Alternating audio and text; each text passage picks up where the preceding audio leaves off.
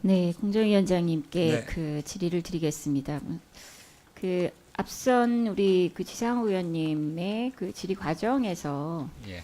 뭐 우리 장병환 의원님께서도 말씀하셨지만 뭐 양쪽의 갈등의 그 내용과 진위 파악이 분명히 있어야 될 거라고 생각은 합니다만 결과적으로 우리 위원장님께서 조직 내부에 여러 개혁 과제들이 있는데 개혁 과제들을 수행하는 과정에서 갈등을 그 잘 그 리더십을 발휘해서 조정해 왔어야 함에도 불구하고 결국 국감장에까지 이 문제가 그 오게 된 점에 대해서는 예.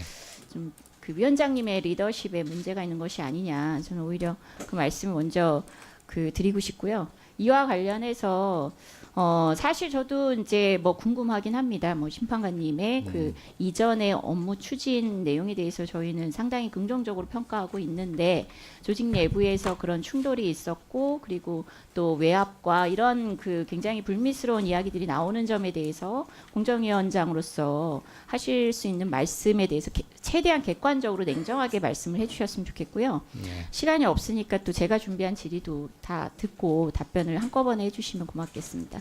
예. 지금 이제 공정위원장 특히 이제 그 지주사 전환에 대해서 그 네. 의지를 갖고 있지 않습니까? 대기업 예. 집단에. 근데 대기업 집단의 지주사 전환을 그 의지를 갖고 최대한 유도하고 있는 목적이 뭐죠?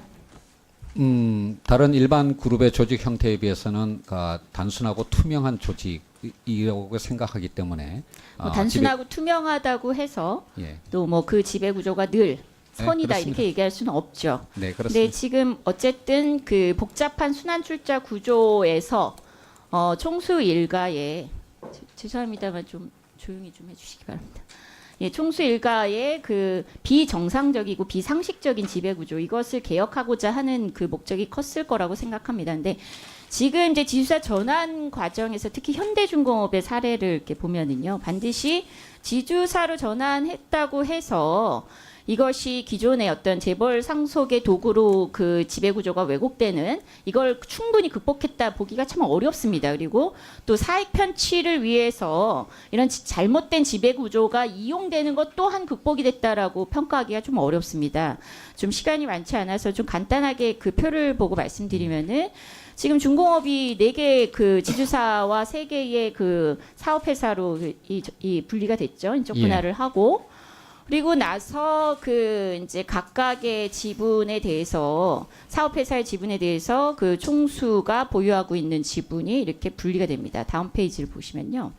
근데 또 이 지주사 전환 과정에서 보면은 현대중공업에 한마디로 돈이 되는 사업 분야를 같은 날 이 인적 분할을 그 의결하는 날에 같은 날 이 사업 분야를 분사를 합니다. 분사를 한 뒤에 다시 지주사에 배정을 합니다.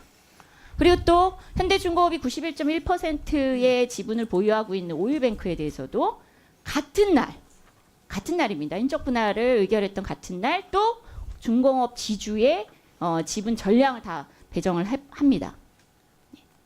이런 과정이 저는 사실 가능한 이 현재 구조라는 게 이 법적 그 체계에서 이게 가능하다는 게 상식적으로 좀 놀랍습니다.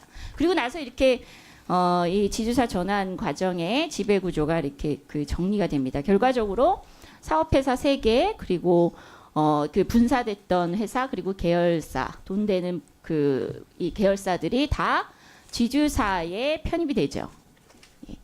그리고 이 과정에서 주식들이 교환이 되고 교환 과정에서 정몽준 그 회장의 경우는 원래는 10% 수준의 그 지주사의 지분을 갖고 있었는데 현물 출자로 다 그 주식 교환하는 과정에서 25.8%의 지분을 보유하게 됩니다. 이 과정 혹시 잘 알고 계십니까? 파악하고 계십니까? 문제 없습니까? 이 현금으로만 놓고 보면은요, 주식 교환을 통해서 정몽준 그 이 회장의 경우 자산 가치가 1조 3천억 원 가량이 늘었고요. 그리고 오일뱅크가 그 중공업 밑에 계열사로 있을 때는 거의 배당을 하지 않다가 지주사에 배정되자마자 지금 그 이 현금 배당을 대규모로 했습니다. 실시를 했습니다. 그래서 1,794억 가량의 현금을 정몽준 회장이 확보할 수 있는 그 결과를 갖게 됐고요.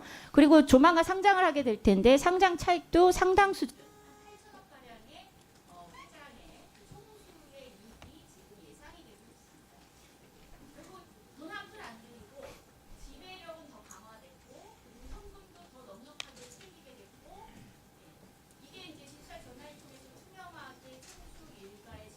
예. 예, 의원님께서 지금 현대중공업그룹의 지주회사 전환 과정에 대해서는 소액주주나 또는 노동조합, 시민단체 등에서 많은 논란이 제기된 바 있습니다. 그 내용은 제가 잘 알고 있고요.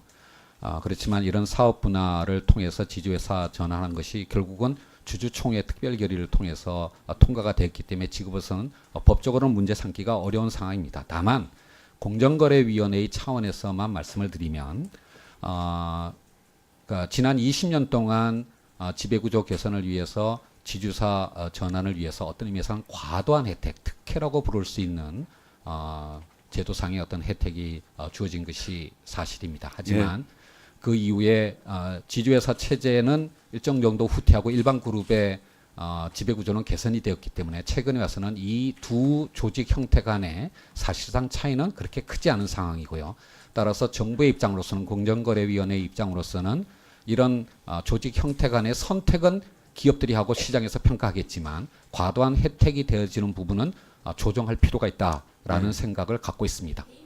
예, 정리해 주시기 바랍니다. 그거는 그러니까 주주들이 제기할 문제라고 생각하고요. 그리고 앞서 잠깐만 말씀드리면 저의 리더십에 대한 지적은 통감하고 있고요. 이 부분에 관해서는 보다 자세한 내용은 오후에 지상호 의원님 질의하실 때 또 추가적으로 답변 드리도록 하겠습니다.